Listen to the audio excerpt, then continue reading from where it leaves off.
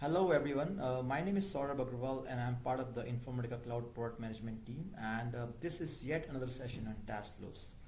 Just to set the context, Informatica had a prior version of Taskflows that we call linear Taskflows that was geared towards sequential execution of tasks. However, if you look at the industry use cases, that is not sufficient because industry needs productivity in terms of being able to execute tasks in parallel, which helps in productivity, and being a bit more intelligent wherein you can make decisions while you're executing the task. There are other coding paradigms, for example, performing iterations, either conditional or unconditional, like go-to statements. And all of this is coming in our December 2017 release. My prior session on Taskflows covered the parallel execution, and the focus of this presentation is going to be on how do you perform decision making, and you can perform looping in a scenario. Also, we will try to illustrate to you how we can use parameterization in the context of Taskflows. So let's get started. Let me first outline the use case to you. The use case is pretty simple. We are looking at reading from the Salesforce table, account table, and we are going to be reading from the Salesforce leads table as well. And we would want to perform a join on this to figure out if we are getting any new opportunities out of those two tables, right? So if there's a match, we are going to be performing certain operations in that, but we need to first know if there's a match in there or not. So do we have a new opportunity available? Simple and straightforward with a bit of embellishments here and there. So let me talk about those. The first thing is that we are trying to first figure out are we able to stage correctly or not. So when we read from the Salesforce table and we write it to a flat file before we perform a join operation, we are looking at if this operation successfully complete or not, for a very simple reason that if it did not happen correctly, then there is no point in going and performing a join operation, right? So we'll talk about why we do what we do here as part of this particular concept. Also, we need to make sure that in case we don't find any new opportunity, which means that join operation resulted in 0 results, then we may still want to go ahead and again execute the same thing again, just in case we want to figure out if something start matching now, right? And for the same reason, we have used jump paradigm here. If you look at this entire scenario, you will realize that there's a possibility of going into infinite loops in case there is nothing which is matching. And there has to be a way of performing some sort of termination of the task flow based upon criteria. For example, if you come across repeated failures on the staging, which means that when you read from the Salesforce account table or the leads table and they result into a failure, and if that failures are very often, you may want to fix those failures.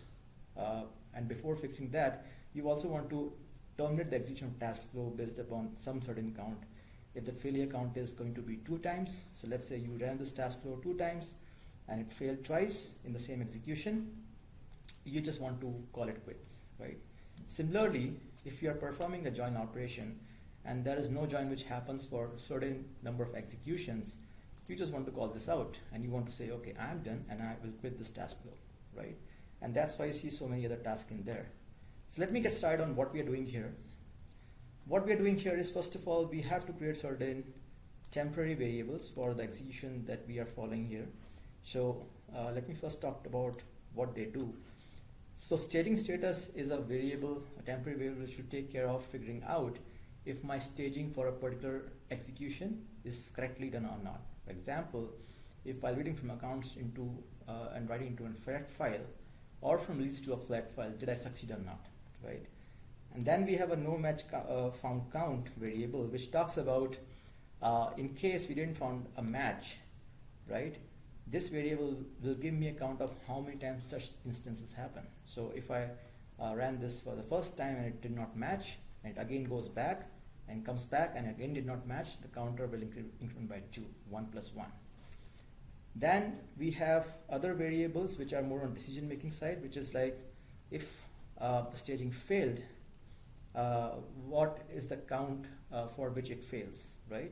And then we have a top level variable which is called execute status, which will decide should we execute the task flow or not. Or to put in other words, probably we should execute the task flow again or not in the same execution. Okay, so let's get started on the nitty-gritties here. So the first step here is assignment of values to various variables we are using here. As you saw, we have 4 here, out of which 2 are integers. So we are just setting the context here by setting them to 0, because till date we have not come across any failures on the staging side, and we have never found a match. So they still stand at 0. Alright. So once we set them is when we have to also set the execution status, and this variable would be very important for us to figure out if we should continue execution of task flow or not. And what we have done here is we are basing this based upon a couple of conditions, and those conditions are: if we have not found a match for at least 2 executions, and if we have been failing on the staging for more than 2 times, we just call it quits. So that's more of a Boolean variable for us to look at. It's assigned a value yes if we can still continue execution, or else it is set to no. And that's why the name execution status, right? And if you look at the decision statement here, and you would appreciate that we are able to put spaces in there, and just makes you feel that you are just putting English in perspective in terms of UI.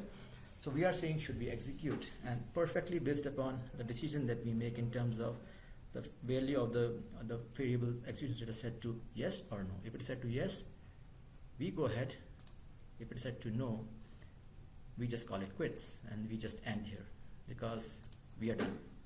However, if we are saying we will continue the execution, that's where we execute our data integration task of reading from the sales account table, writing to a flat file, and reading from the leads table, writing to a flat file, again in a parallel mode, because they are completely independent. One thing I want to highlight here is that the mapping that we are using for both these TI tasks is the same, because the logic that's being used here is that we read from an SFDC object and write to a flat file object. It's just that the source object that you read from and the target that you write into, they are different, which we can completely take care through parameterization at the mapping level. So let me show you the mapping first. The mapping is very simple and straightforward. It's a pass-through mapping, whereas you have an SFTC source and a flat file target. And if you look at an SFTC source, the source connection is predefined. However, the object itself is parameterized. So it's called source SFDC table name. So it's not defined yet. And if you look at the flat file target, we haven't defined the target as well, because target can change based upon the DI task that we are calling. So let me go back to our task flow here. So we have used 2 MCTs here as a wrapper on top of mapping, and we have the capability of using parameterization at the task flow level to provide value for these parameters. So as you can see here, there were 2 parameters that need to be given some value. One for the source. So the idea is to read from the accounts table. You can simply click here to see how many input parameters you have, which you can use and provide values for, and that's what I've done here. So you can just add them here, right? And I've done this already.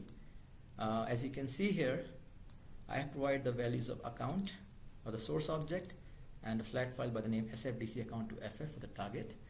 And similarly for the leads, I have done a similar thing where the source object is lead and the target flat file name is SFDC leads to FF. So once these 2 tasks are run, we get to know the value of their success by using the output parameters. In this case, we are using the task status, which tells us what really happened. Did this pass or fail?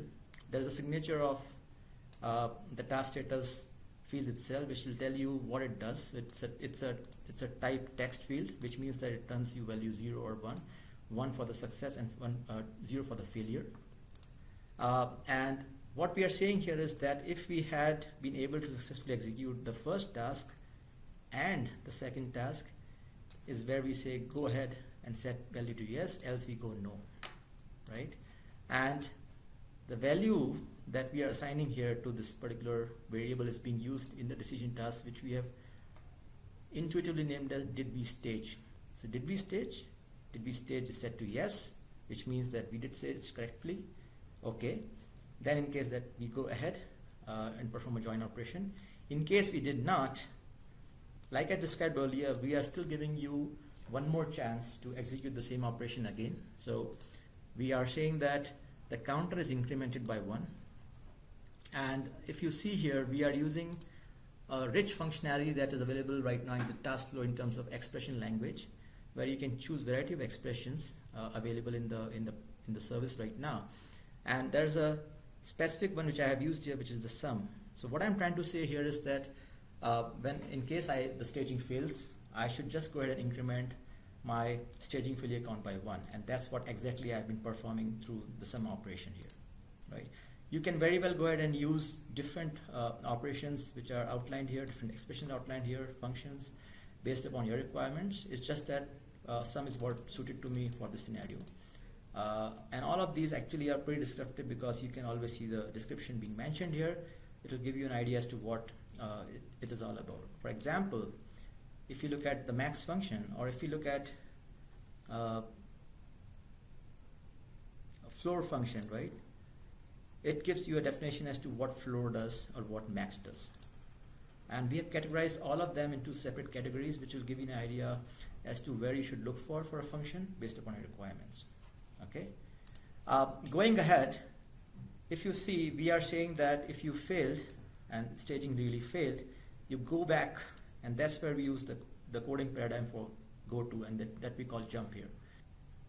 On this palette, you can see this here. So what we are saying here is that if you increment the staging count by 1, you have an option to go back and revisit the logic again, and we are asking the execution to move to setting execution status. This is unconditional looping, and this takes us back to the place where we do assignment.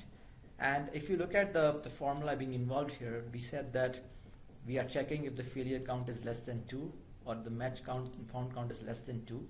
Basically, are we good to go ahead with the execution again or not, right? So this is one path of execution. So let's say we were able to stage correctly, is where we move into the opportunities table, and we perform the join operation.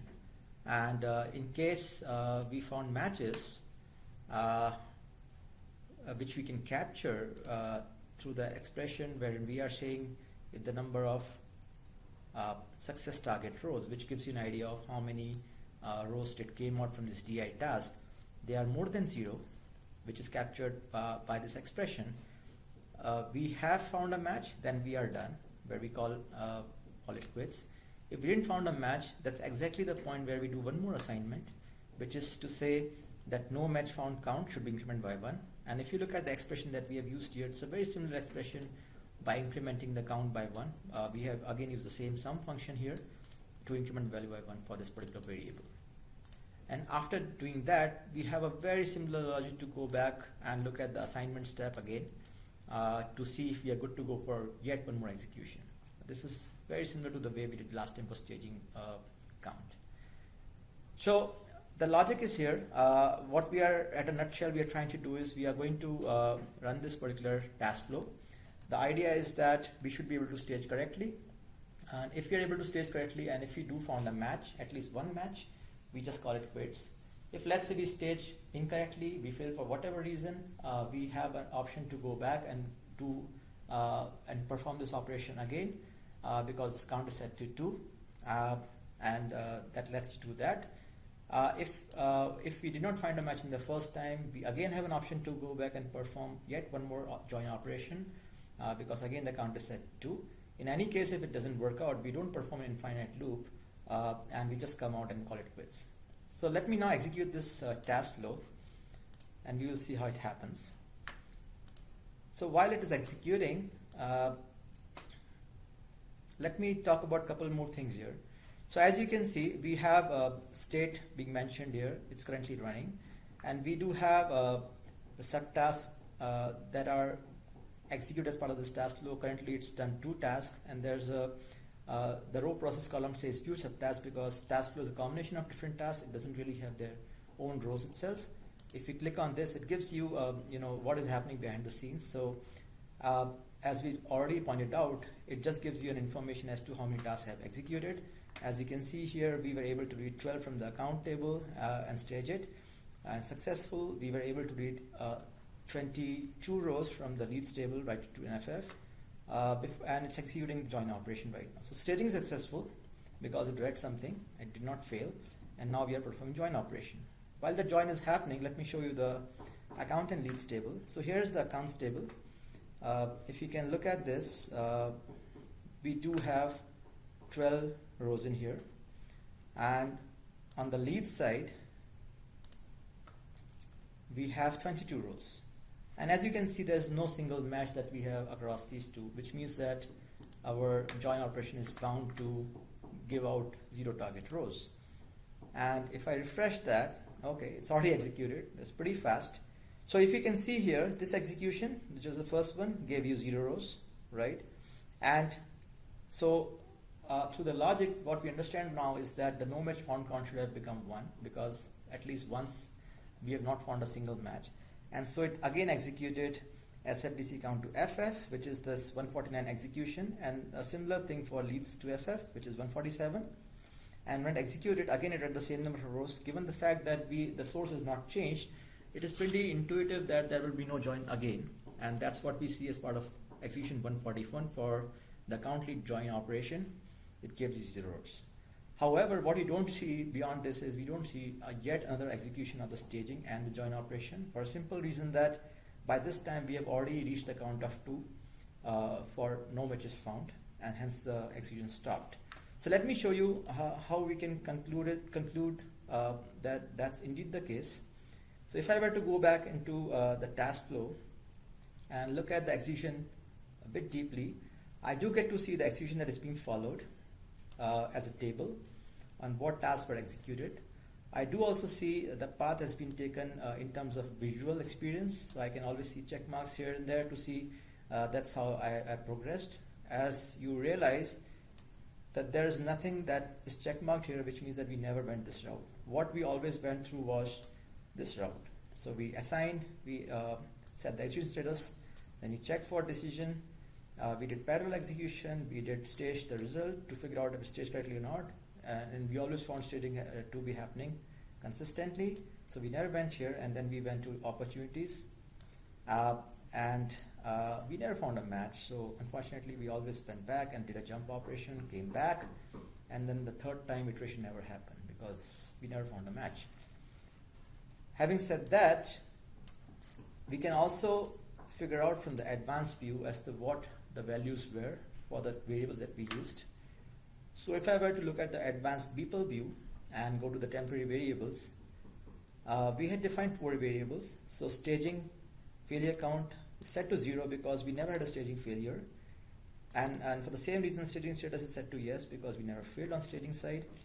The no match found, which was the reason why we terminated, is set to 2, and if you can recall, the condition that we have put on the assignment that we did for this assignment step was that we should be always lower than 2, and if we are more than 2 is when we will not execute further, and that's what we see here. So it's set to 2, and that's why we build out. And for the same reason, if you see the execution status value set to no, and that's why we just built out. So this gives you an idea of how we can use the task flow coding paradigms in a powerful fashion to achieve what we want to achieve. Very similar to the way we do coding and make our things work. And let me also show you what happens if we never come across a situation where we never found a join result coming out. So let me go and make. So let me choose my. Let me choose one favorite lead of mine. Let's choose Bertha Boxer. So we know that there's a Bertha Boxer as a lead, which does not exist in my account. So I'm gonna make a new account. I'll name it Bertha Boxer so that we have a match. Okay, let me save it, and let me again refresh to see if we got the right stuff there or not. So here we are, we see Bertha Boxer there, right? And let me again execute this task flow, and let's see what happens. So let's go back to my favorite monitor in my jobs. We see the task flow running. Let's go to the task view. Okay, so the parallel tasks are running there. They are all happening in parallel, which means that we are optimizing performance here. And this time account should be reading one more than the last time because we just entered a new account in there.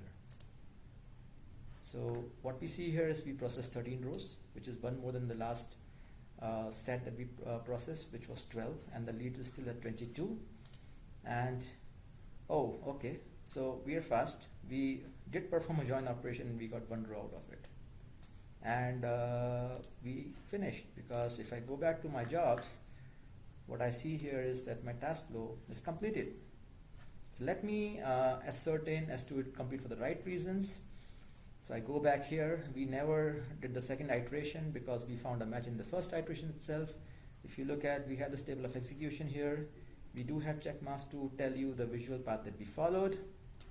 And if you see here, we ended at this step, because nothing happened beyond this decision in terms of the DI task. We just finished here. We never had a jump, so we never took this route. And let me also show you the variable values here. So if I go to the advanced people view and give you a glimpse on temporary variables, as you can see here, our failure on the staging never happened. No match found count is also set to 0. It was 2 last time, but it is 0 because we found a match in the first instance. And for the same reason, we had the execution status set to yes because we wanted to go ahead. However, the design was such that we had to call it quits, and the staging always succeeded, so it is set to yes. So okay, so that's all I have for the presentation. As you saw in the presentation, the Taskflows that is going to come in December 2017 release is powerful in terms of being able to support most of the coding paradigms and let you perform your code logic in very similar fashion the way you do for coding in the UI, and it just works perfectly and it is fast. So thank you so much for hearing to the presentation. Have a good day.